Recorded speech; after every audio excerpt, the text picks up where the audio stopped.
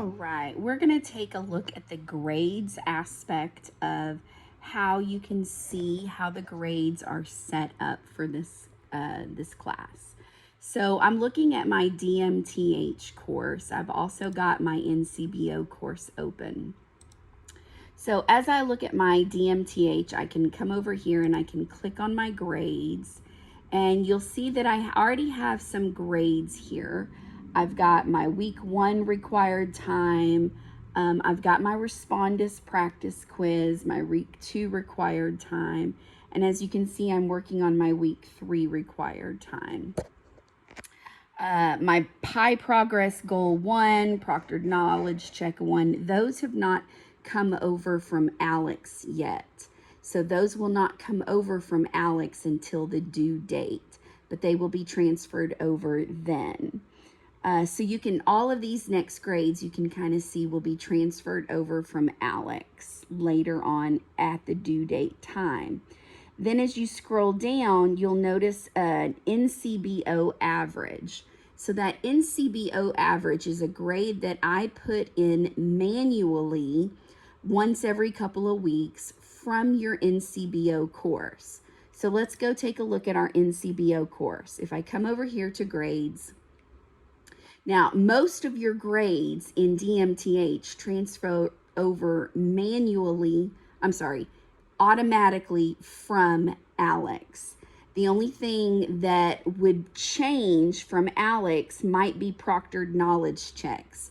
And that would be after I watch your videos, if I have to deduct points because you did not complete your room scan properly, or you did not show your work area, or you did not show your front and back of your scratch paper, those kind of things. If you got off camera or whatever it might be that you did not do your proctored knowledge check correctly, then I would have to manually go in and change your proctored knowledge check grades.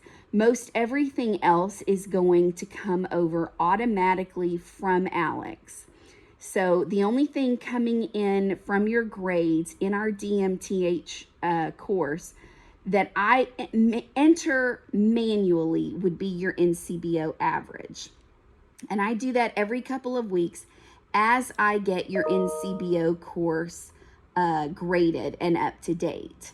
So let's take a look at the grades in your NCBO course. And it's not doing it because I said I'm in student mode, but I put a test student in here, so I'm not sure. Hold on, let me get off camera since I have student grades in here. I have a test student, so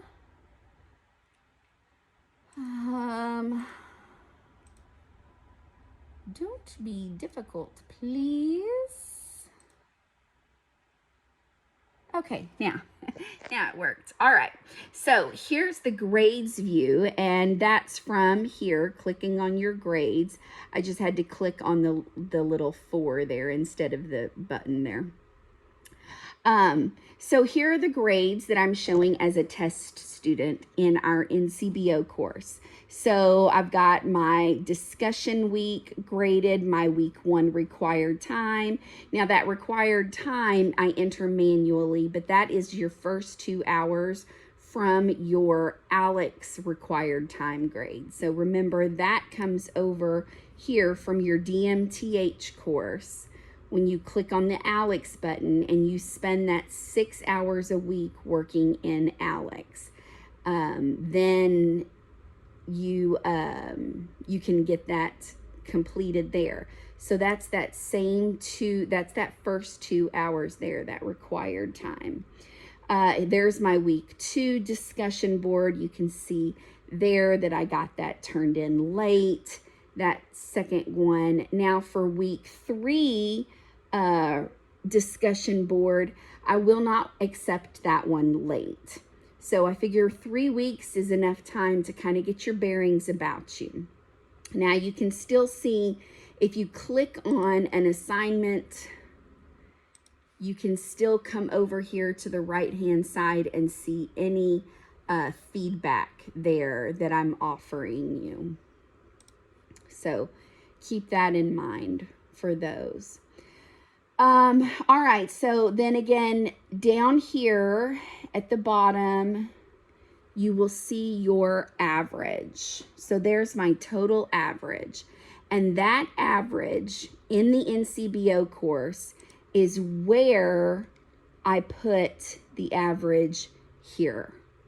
So your NCBO course average, you can see here, is a 90%, 90 out of 100. That's worth 10 points in our DMTH course. So 90 out of 100 translates to 9 out of 10. So that's where that NCBO average grade is coming from in your DMTH course. But most of everything in your, in fact, everything in your NCBO course is graded manually. So you're going to need to be patient with me as I get these graded manually.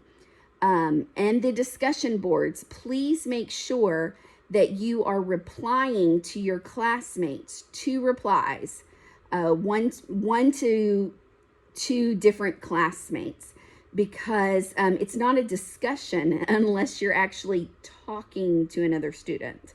So please keep that in mind, that if you are not replying to your classmates, then that is an incomplete assignment.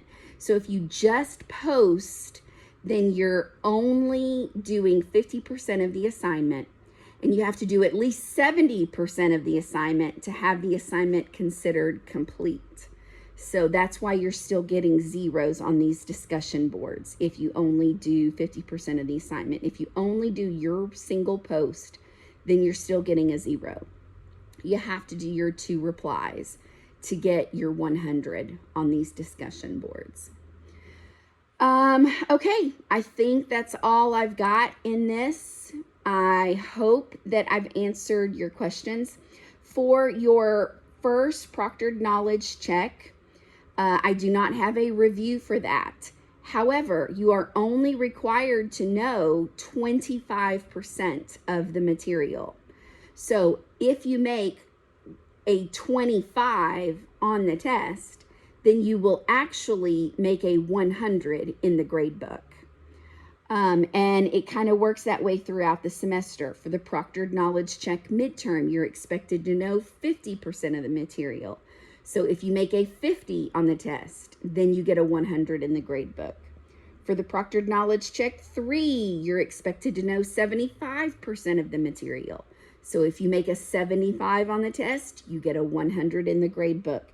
And then come the final, proctored knowledge check final, you're expected to know 100% of the material.